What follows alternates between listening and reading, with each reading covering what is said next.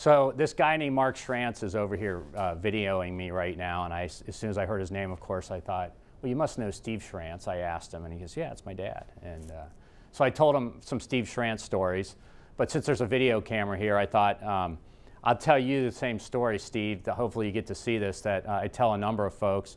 And that was, I vividly remember back in 1993, so it was almost 20 years ago now, when Rob Reese introduced me to you, and you guys were doing that payroll inside with Fifth Third. And somewhere in the summer, you decided, if I remember correctly, to sell the business to ADP. And we were only a little $1 million company with 15 employees. And somewhere along the way, it wasn't going well, so you called me back in and said, hey, if you're still interested, come in and we'd like to talk to you. And I was in a fifth floor conference room.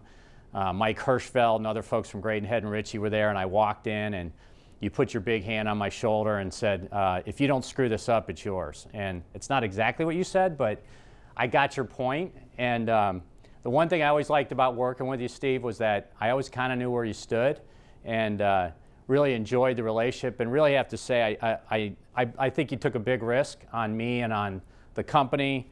If you think about a big bank like Fifth Third deciding to work with a small business like this. And I guess I want to give you credit for being a good judge of character, I guess, because we now have an almost 20-year relationship with Fifth Third that's been very productive for both organizations.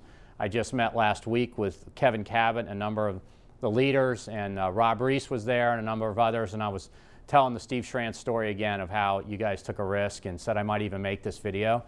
But I just wanted to thank you personally and let you know how many times that I give you props and credit. I remember when you got the ACG award a couple years ago, and I told you then, and I wanted you to know it was more than just telling you an award thing, but that I think it's worked out very well for both sides, and I hope you're doing really well.